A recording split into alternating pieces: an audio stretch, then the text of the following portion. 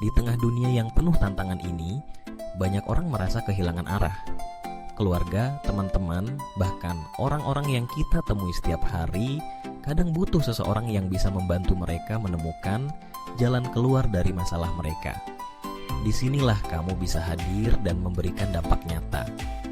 Jika kamu punya kepedulian terhadap orang lain, ingin memahami lebih dalam tentang emosi, dan ingin membimbing orang lain mencapai potensi terbaik mereka, maka mungkin jurusan bimbingan dan konseling adalah jawaban untuk keresahanmu. Pertama-tama mari kita bahas persiapan yang harus dilakukan sebelum memilih jurusan bimbingan dan konseling. Ini penting, karena memilih jurusan itu bukan keputusan yang bisa dianggap remeh. Pertama, kamu harus mengenali dirimu sendiri. Apa minatmu? Apakah kamu suka membantu orang lain? Apakah kamu memiliki empati yang tinggi? Jika kamu merasa tertarik untuk mendengarkan masalah orang lain dan ingin membantu mereka menemukan solusi, bisa jadi jurusan ini adalah pilihan yang tepat untukmu. Selanjutnya, ada baiknya kamu mencari informasi lebih lanjut tentang jurusan ini. Coba deh, kunjungi situs web universitas yang menawarkan program bimbingan dan konseling. Baca kurikulumnya, lihat mata kuliah apa saja yang akan kamu pelajari. Kamu juga bisa mencari tahu tentang dosen-dosen yang mengajar di jurusan tersebut. Jika ada kesempatan, coba ajak ngobrol alumni jurusan ini.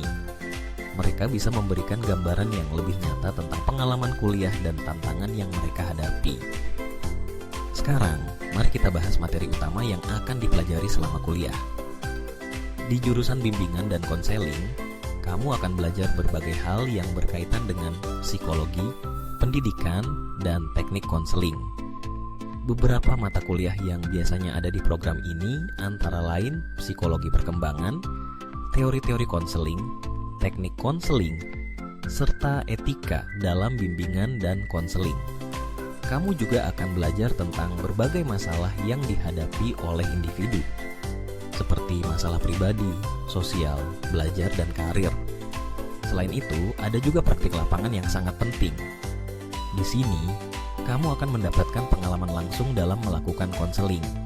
Ini adalah kesempatan emas untuk menerapkan teori yang telah kamu pelajari di kelas ke dalam situasi nyata. Kamu akan belajar bagaimana berinteraksi dengan klien, mendengarkan masalah mereka, dan memberikan solusi yang tepat.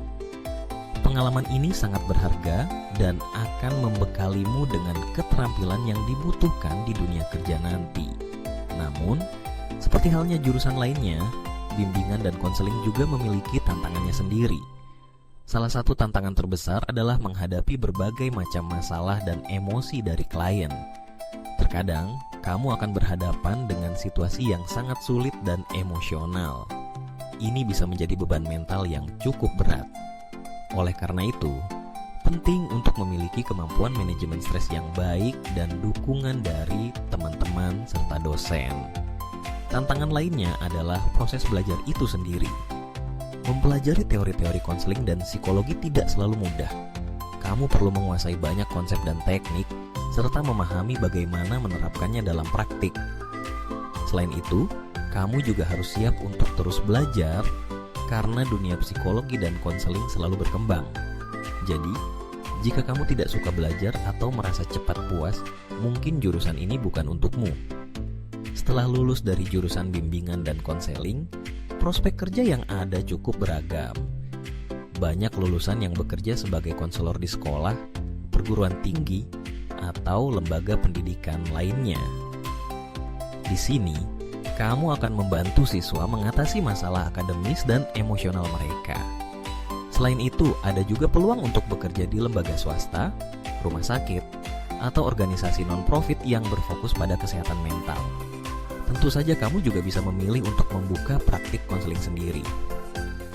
Ini adalah pilihan yang menarik bagi mereka yang ingin mandiri dan memiliki fleksibilitas dalam bekerja. Namun, untuk membuka praktik sendiri, kamu perlu memiliki izin dan memenuhi syarat-syarat tertentu.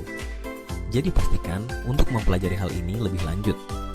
Nah, bagi kamu yang tertarik untuk melanjutkan pendidikan, ada juga kemungkinan untuk melanjutkan ke jenjang magister. Dengan gelar magister, kamu bisa menjadi konselor yang lebih spesialis, seperti konselor psikologis atau konselor pernikahan dan keluarga. Ini tentunya akan membuka lebih banyak peluang kerja dan meningkatkan potensi penghasilanmu. Jadi, untuk kamu yang sedang mempertimbangkan jurusan bimbingan dan konseling, pastikan kamu sudah mempersiapkan diri dengan baik. Kenali minat dan kemampuanmu, cari informasi sebanyak mungkin, dan jangan ragu untuk bertanya kepada orang-orang yang berpengalaman di bidang ini.